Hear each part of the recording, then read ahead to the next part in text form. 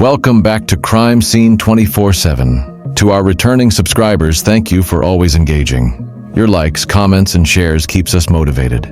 And if this is your first time here, make sure you hit subscribe and turn on the notification bell so you don't miss any of our chilling crime scenes. Here, we dig deep, we investigate hard, and we bring you stories the mainstream left unsaid. So encourage us by engaging in our videos. Subscribe if you haven't, like, comment, and share. She was just 12, Jacqueline Mimi Torres-Garcia, homeschooled, hidden away from school halls, quietly kept from friends. Then, nearly a year after she died, her body was found stuffed in a plastic container behind an abandoned home in New Britain, Connecticut. Authorities say Mimi suffered prolonged abuse and malnourishment long before she died. Her remains were stored in a basement, moved when the family relocated. Her mother, Karla Garcia, her sister, Jacqueline Garcia, and Karla's boyfriend, Jonathan Nanita, were all arrested. But what investigators uncovered, encrypted messages, hidden social footprints, and years of missed signs, was enough to turn this case from a simple tragedy into a national scandal. And what detectives later found about Mimi's hidden life stunned even seasoned homicide investigators. New Britain, Connecticut, a small city of tree-lined streets, modest homes, and quiet neighborhoods. But in late 2023, one house would become the center of a criminal horror story. In October 2023, police responded to a tip, a suspicious odor emanating from a property on Clark Street. When officers entered, they found a plastic storage bin behind the home, covered in dirt and debris. Inside, wrapped in tarps and sealed plastic, were skeletal remains. The remains were later confirmed to be those of Jacqueline Mimi Torres-Garcia, a 12-year-old girl who had been missing for nearly a year. At first glance, the case appeared to be a tragic mystery. Who had done this? Where had the body been kept? Why hadn't anyone reported the disappearance earlier? As investigators peeled back layer after layer, they learned that Mimi hadn't simply vanished.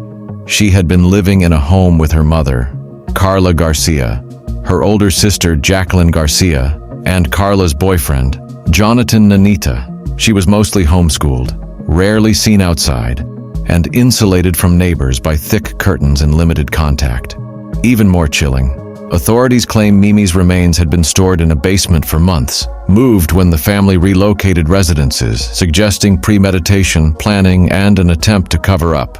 There was no video of her last moments, no final phone call, just a missing girl and months of unanswered questions. Now the central question, how did a 12-year-old vanish from her own home, only to be found in a container months later? And who in her close circle will be held responsible? In the next minutes, we'll piece together the chilling timeline, the betrayal in plain sight, the secrets in digital footprints, and what the authorities uncovered when they finally cracked the case. Her name was Jacqueline Torres-Garcia, but to everyone who knew her, she was simply Mimi. A quiet 12-year-old girl who loved coloring books, Disney movies, and dreamed of one day becoming a teacher. Her neighbors remembered her as shy, polite, and always clutching a small pink notebook, filled with doodles and song lyrics she wrote herself. Mimi lived with her mother, Karla Garcia, and her older sister, Jacqueline, in a small apartment on Clark Street in New Britain, Connecticut. It wasn't a home filled with laughter, neighbors would later recall. Curtains were always drawn. The family rarely spoke to anyone. According to school officials, Mimi had been pulled from public school during the pandemic, and her mother claimed she was homeschooling her. But as months passed, teachers began to worry. Emails went unanswered. Attendance checks failed. Yet no official missing persons report was ever filed. And so, for nearly a year, this little girl disappeared from daily life, unseen by the outside world. It wasn't until October 2023 when officers arrived at a home once shared by Karla and her boyfriend Jonathan Nanita that the truth began to surface. When police opened a plastic storage container behind the home, the smell hit them first. Inside were skeletal remains wrapped in multiple layers of plastic and fabric, later identified as Mimi. The autopsy confirmed what detectives feared. Mimi's death was not natural. Though decomposition made the exact cause difficult to determine, evidence pointed toward foul play. As news of her discovery broke, neighbors gathered near the property, lighting candles and leaving teddy bears at the curb. One woman whispered through tears, "She was just a baby. How could her own family live like nothing happened?" The shock spread across Connecticut and beyond. But investigators were only beginning to uncover the chilling reality, one that would expose a tangled web of secrecy, lies, and horrifying choices made inside that home. Because as the community mourned, police found traces that the family knew far more than they were saying. And what investigators discovered about the man behind the trigger stunned even veteran detectives.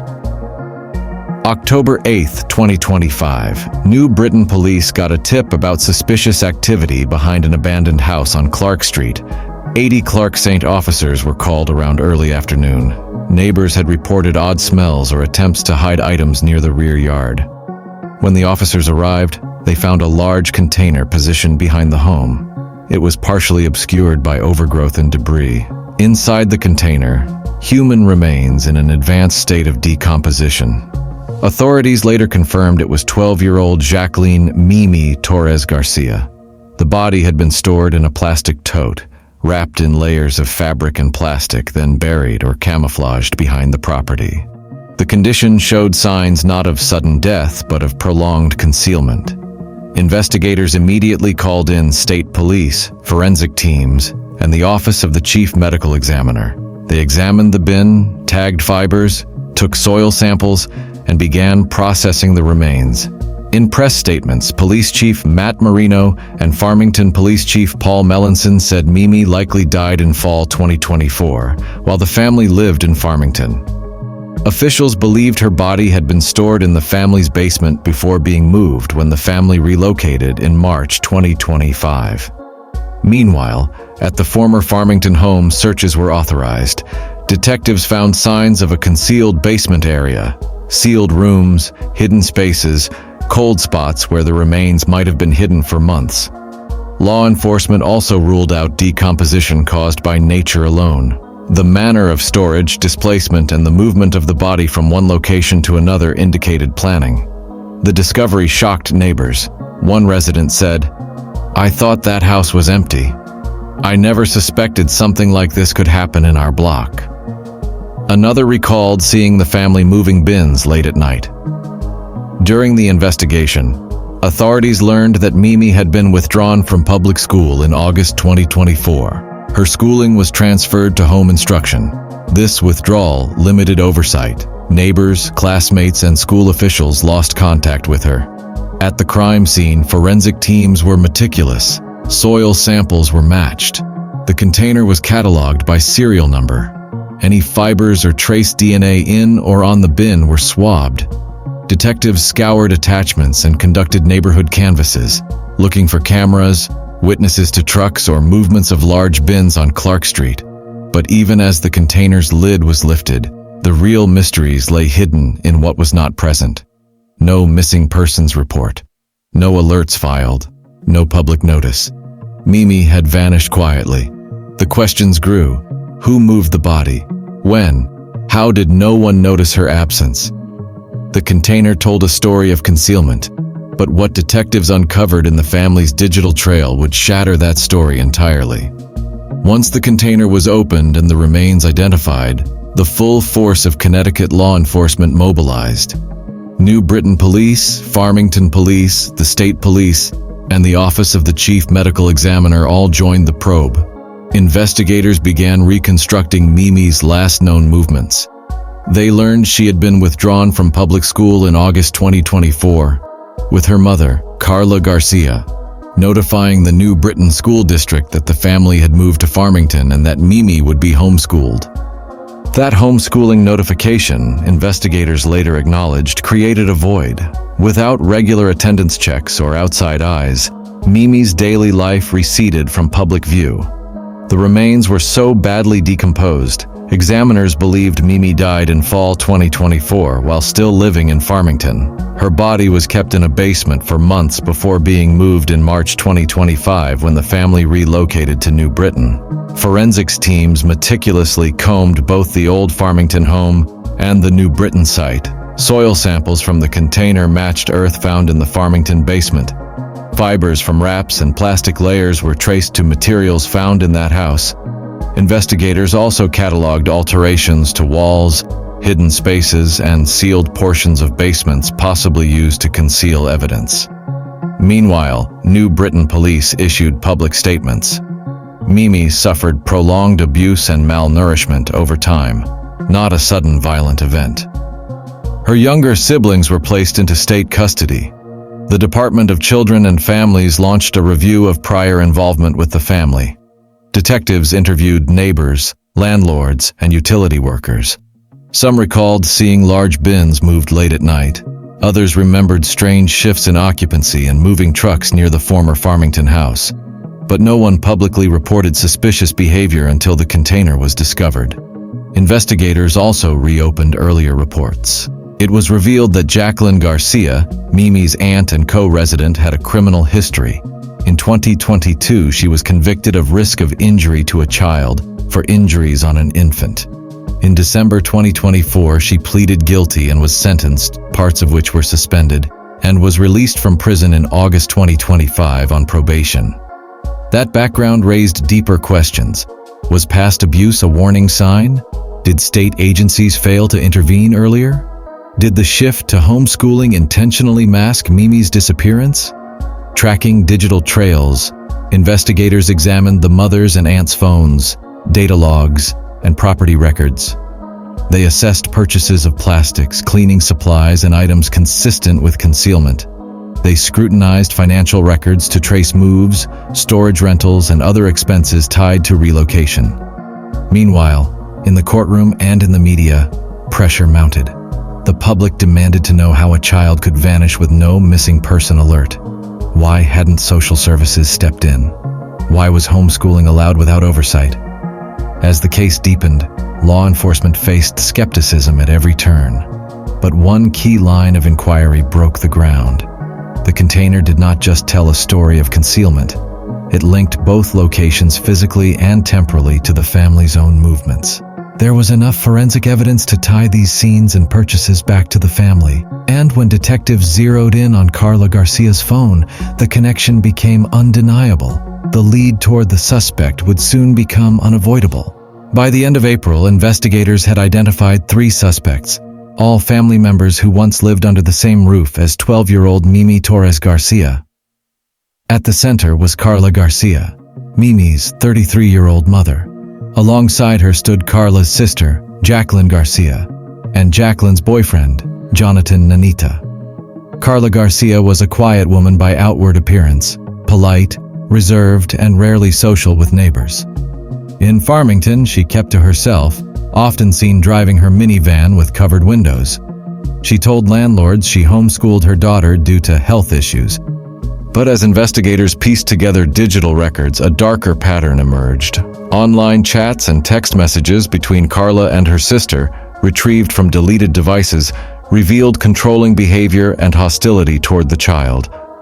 Police later testified that Karla and Jacqueline isolated Mimi from outsiders, feeding her little, punishing her severely, and keeping her out of sight. The medical examiner confirmed prolonged malnutrition and signs of blunt force trauma prior to death. Jacqueline Garcia, meanwhile, had already been flagged by the justice system. In 2022, she was arrested for risk of injury to a child after a baby in her care sustained serious injuries.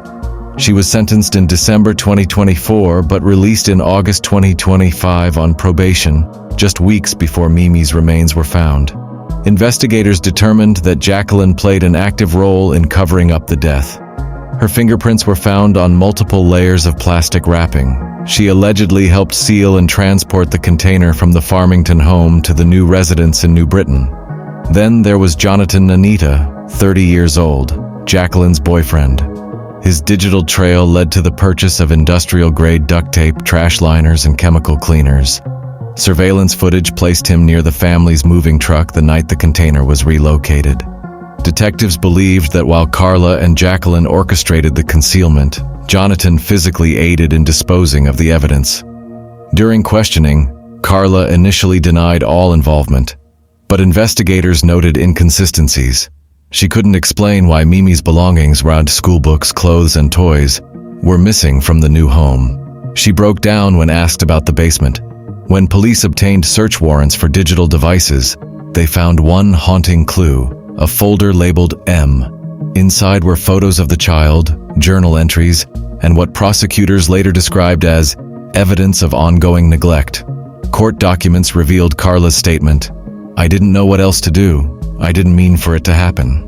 But prosecutors argued the opposite, that this wasn't an accident, but a sustained pattern of abuse and concealment. The mother who cried during her arrest footage, the viral moment that shook viewers nationwide, had, according to police, every opportunity to seek help, but instead chose silence. On September 24, 2025, Karla Garcia was charged with first-degree manslaughter, risk of injury to a minor, tampering with evidence, and abuse of a corpse.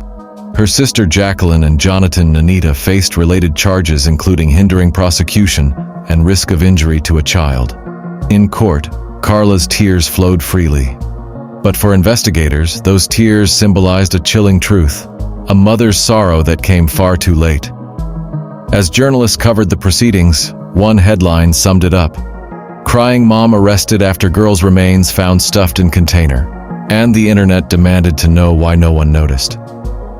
But while Karla's arrest brought brief relief to the community, another storm was brewing in the courtroom and across social media.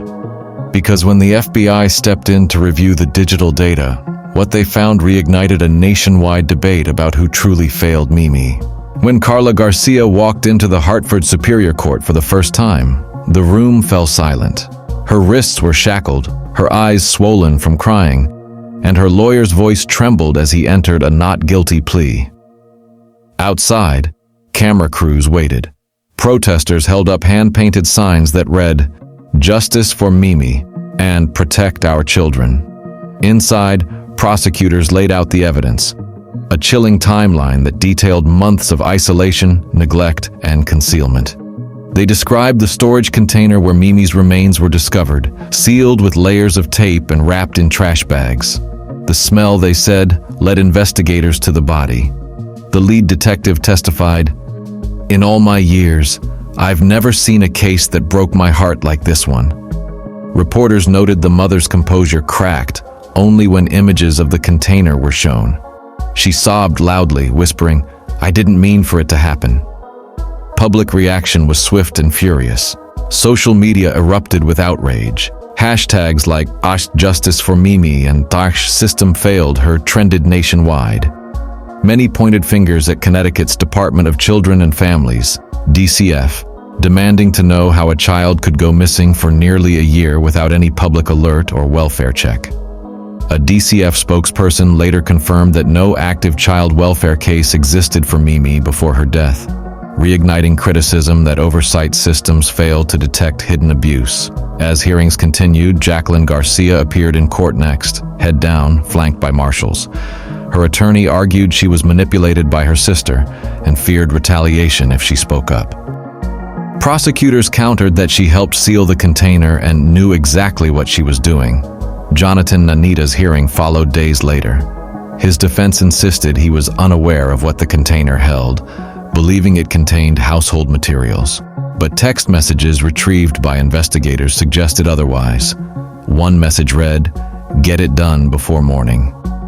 In the courtroom gallery, reporters noted quiet sobbing, not from the family of the accused, but from strangers who had followed the case since the first headline. A teacher from Farmington told NBC, "We didn't know she was gone. She should have been in school with the rest of them."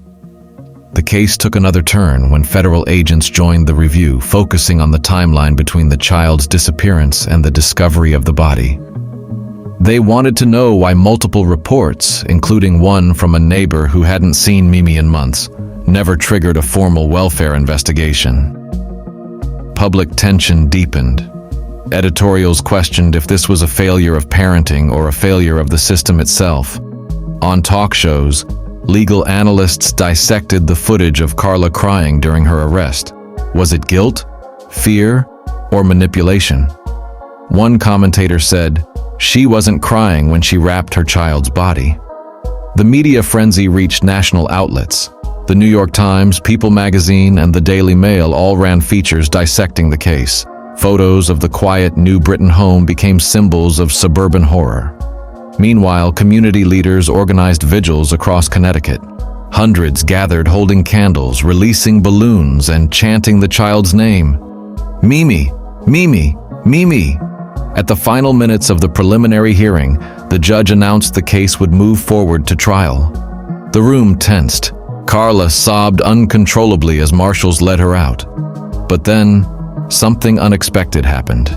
The FBI filed a supplemental report revealing that deleted data from the suspect's devices linked to an encrypted online chat group, where disturbing conversations hinted at disciplinary parenting methods. Some of the exchanges involved unidentified users who were not in custody. It was a shocking revelation, suggesting that the suspects may not have been acting in isolation. Just when the nation thought the case was over, investigators uncovered messages that hinted at a broader network, and possibly a deeper influence behind the mother's disturbing actions. Just when the courtroom drama seemed to settle, federal agents dropped a bombshell. A deeper dive into the suspect's seized devices revealed a trove of encrypted chat logs and hidden folders, conversations that extended beyond Mimi's immediate family. One recovered thread linked Karla Garcia to an online parenting forum where she posted under a pseudonym, exchanging remarks about control, punishment, and secrecy. Some messages described teaching discipline with structure. Others included passive references to corrective storage, a phrase investigators say likely masked darker intent. Then came the most chilling discovery: links to 3 separate anonymous accounts, each active on extremist sites advocating child control, severe discipline, or ideological obedience. Investigators traced login IPs that converged with the home network used by the Garcia household. A forensic audit of metadata showed synchronized deletion patterns. All suspects wiped chat histories the night Mimi's container was moved. But backups remained on cloud servers, and agents recovered redacted logs. The messages hinted at guidance from unseen users. Proceed when the timing is safe, one said. Cover tracks. Remove evidence. Another. No sympathy for those who won't obey. Detectives reviewed relevant posts on parenting boards, back-alley forums, and dark web threads. Many messages mirrored the tone found in Karla's hidden folder: a dryness in phrasing, repeated word choices, shared formatting. The suspicion: those messages had shaped what was written in the sealed container itself. Prosecutors quietly moved to introduce these chats into court. But defense teams fought fiercely, citing hearsay, digital ambiguity, and the possibility of frame-up. For many watching, this felt like betrayal. The idea that Mimi's death, in part, had been scripted in an online echo chamber. If these chats were real, if they were part of a wider network influencing her death, then Mimi's story wasn't just tragic. It was a warning. In the end, the name Mimi, once just a 4-year-old girl with a bright smile and a love for pink dresses, became a national cry for accountability. Her short life, and the chilling discovery that followed, forced Americans to confront questions no parent should ever have to ask. How does a child disappear inside her own home for months without notice? How does a mother, the one person meant to protect, become the center of an investigation like this? Across Connecticut, memorials bloomed. Stuffed animals, tiny shoes, and handwritten notes lined the sidewalks near Mimi's former apartment. Neighbors who once heard laughter now left in silence, their faces marked with disbelief. Churches held vigils, lighting candles for a child whose voice was never heard until it was too late. Reporters replayed every clip: the crying mother, the sheriff's press conference, the quiet streets that had turned into a crime scene. But beyond the headlines lay something deeper, a reflection of broken systems. Missed welfare checks, ignored reports, social media clues no one acted on. Psychologists later said the case symbolized a growing epidemic, where isolation, stress, and untreated trauma manifest in unimaginable violence within families. The line between victim and perpetrator blurs. And then there's the part that still haunts investigators: the digital evidence. Those messages, those online circles of influence. They revealed a disturbing truth.